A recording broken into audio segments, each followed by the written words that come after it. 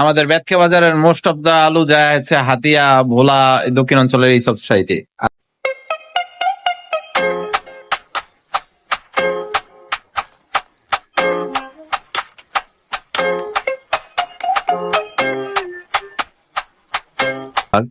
যাই হোক, দেখেন প্রাকৃতিক দুর্যোগের কাছে মানুষ অসহায়। এই যে কয়দিন ধরে নিম্নচাপ নামছে, একটা আলু আমাদের এখান থেকে হাতিয়া যাওয়ার জন্য বের হইছে, বাট ঢাকা যাওয়ার পরে দেখে নিম্নচাপ সিগন্যাল থাকার কারণে লঞ্চ বন্ধ।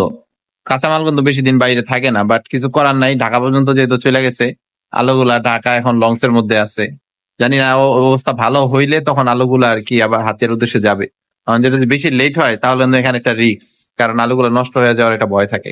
আর আজকের এই আলুগুলা যাবে হচ্ছে গিয়া ভোলার শশীগঞ্জে, বাট বৃষ্টি থাকার কারণে আলু শুকাইতে অনেক কষ্ট হইতেছে। সেই কালকে রাত থেকে একটানা ফ্যান চলতেছে ঘরের সবগুলা।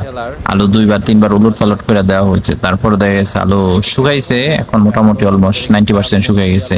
তো আমরা ওয়েট করতে হচ্ছে যে পুরোপুরি শুকাইলে তারপর আলুগুলা বস্তায় ভরবো।